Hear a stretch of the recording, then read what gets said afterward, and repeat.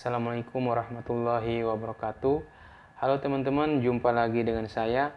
Kali ini kita akan membahas jurnal mengenai belanja persediaan atau belanja obat yang di dalamnya ada potongan pajak.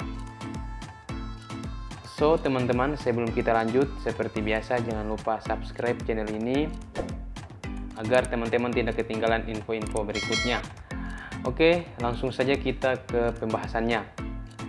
Teman-teman, yang pertama kita lihat bahwa pada tanggal 31 Januari RSUD membeli obat dengan faktur utang kepada Kimia Farma distributor sebesar 100 juta. Nah, di sini teman-teman, yang pertama itu kita masukkan dulu tanggalnya. Kemudian di sini kita keterangan utang obat.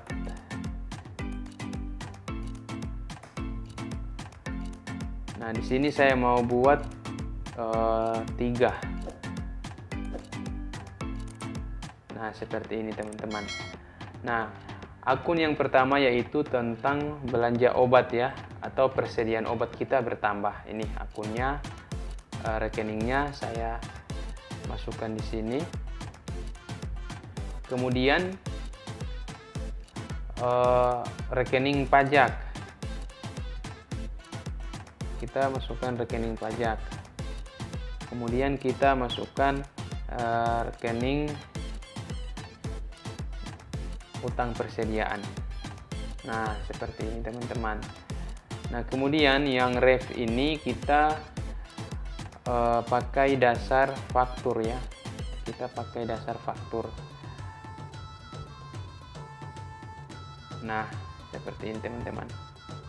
Nah, untuk yang utang persediaan kita debit sebesar nilai faktur 100 juta. Nah, untuk utang pajak teman-teman itu kalau di pemerintahan itu hitungan pajaknya ada ya. Pertama itu dikeluarkan dulu DPP-nya ya, kemudian dihitung lagi 10% PPN dan kemudian 1,5 PPh 22 dan sebagainya. Dan di sini saya berasumsi misalnya pajaknya itu 20 juta. Jadi saya masukkan utang pajak 20 juta. Nah, kemudian utang persediaan saya itu menjadi 80 juta. Seperti ini teman-teman. Nah, ini pada saat terjadi pembelian dengan faktur ya. Nah, seperti ini. Ini biasanya transaksi ini biasanya belum muncul di keuangan ya, di keuangan rumah sakit. Transaksi ini baru muncul di gudang obat. Baru muncul di gudang obat atau PPTK. Kemudian pada saat pembayaran ya, pada saat pembayaran. Nah, pada saat pembayaran teman-teman, di sini transaksinya yaitu tanggal 15 Februari. Jadi kita input sesuai tanggal 15 Februari. Nah, yang pertama kita buatkan dulu untuk jurnal anggaran atau jurnal basis cash.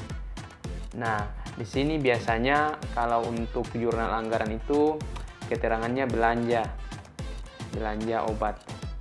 Sama di bawah juga belanja obat. Nah, kemudian kita masukkan kode rekening belanja obat. Nah, seperti ini.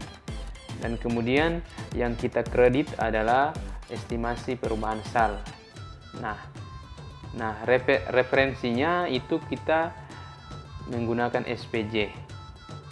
Nah, mengapa saya menggunakan contoh SPJ? Karena rata-rata di rumah sakit menggunakan SPJ untuk penagihan ya. Kemudian nilai yang kita ambil adalah nilai bersih. Adalah nilai total ya, nilai faktur. Seperti ini. Dan kemudian ketika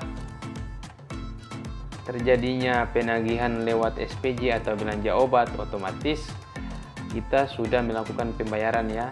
Jadi kita balik jurnalnya ini. Ini kita balik ya. Kita balik jurnalnya. Di sini saya mau kasih jarak ya. Di sini saya mau kasih jarak. Nah, di sini kemudian ini tanggalnya sama. Kemudian di sini pembayaran utang dengan faktur tanggal 31 bulan 1 2021. Nah, seperti itu. Ini saya paste. Nah, kemudian yang berkurangnya apa? Yaitu yang berkurangnya kas.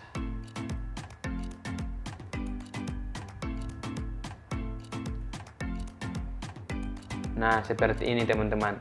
Jadi ketika diadakan pembayaran, jurnal anggarannya ini, kemudian jurnal akrualnya atau jurnal kasnya, jurnal finansialnya itu seperti ini. Nah, untuk yang pertama kita masukkan di sini sama saja, kita masukkan SPJ. Di sini juga kita masukkan SPJ. Kemudian di sini untuk pajaknya ini kita masukkan nilai pajak yang ada pada utang pajak tanggal 31 bulan 1. Sama juga untuk utang persediaan. Seperti ini. Dan kemudian yang kita kredit adalah nilai kas. Nilai kas ini adalah nilai total ya dari utang persediaan dan utang pajak. Nah, seperti ini teman-teman. Atau di sini teman-teman bisa pakai utang PPN _PPH. Seperti itu. Kalau di sini juga bisa pakai uraian seperti ini. Nah, seperti ini teman-teman. Jadi di sini jurnal yang ini pada saat pengakuan sebagai utang. Kemudian jurnal yang ini yaitu rumah sakit telah membayarnya. Tetapi tahap pertama kita menggunakan yang namanya keterangan belanja untuk kita input ke laporan realisasi anggaran. Kemudian yang ini kita menghitung akrualnya. Artinya kita menghitung transaksi yang sudah terjadi. Nah, yaitu kita mengurangi pajak dan utang presiden kita pada tanggal 31 ya, utang yang ini. Nah, otomatis kas kita berkurang sebesar 100 juta. Nah, teman-teman, kalau kita ingin lihat utang pajak kita cukup masukkan saja nomor rekeningnya ke buku besar. Nah, utang pajak kita sudah habis ya, 0. Kemudian kalau kita ingin cek utang persediaan kita,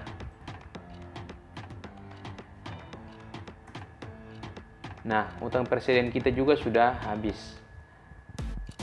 Nah, bagaimana dengan nilai kas? Kita cek saja, masukkan saja nilai kas. Nah, nilai kas kita masih berada 1 juta. Nilai kas kita masih 100 juta.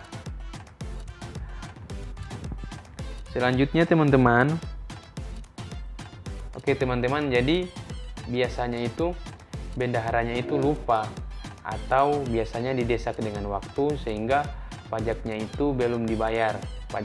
Pajaknya nanti dibayar di bulan berikutnya. Berarti untuk tanggal 15 atau untuk bulan 2 itu kita hapus saja pajaknya itu. Sehingga di sini menjadi utang pajak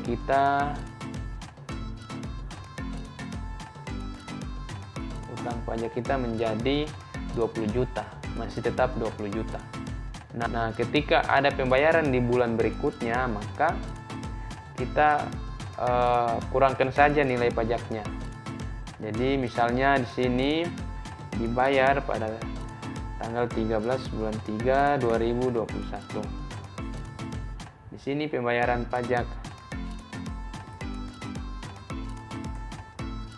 Pembayaran pajak PPN garis PPh.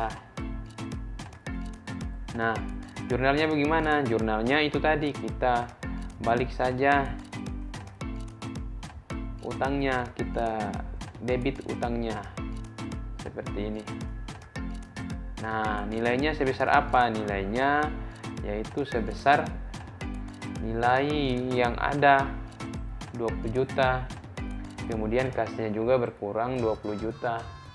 Nah, untuk yang ini sih tergantung teman-teman mau pakai apa. Kalau saya di sini saya contohkan pakai jurnal penyesuaian saja agar mudah diingat. Nah, seperti ini teman-teman. Jadi tanggal 13 itu bulan 3 kita sudah bayar utang pajaknya. Jadi jurnalnya seperti ini. Selanjutnya kita cek ke buku besar. Selanjutnya kita cek ke buku besar utang.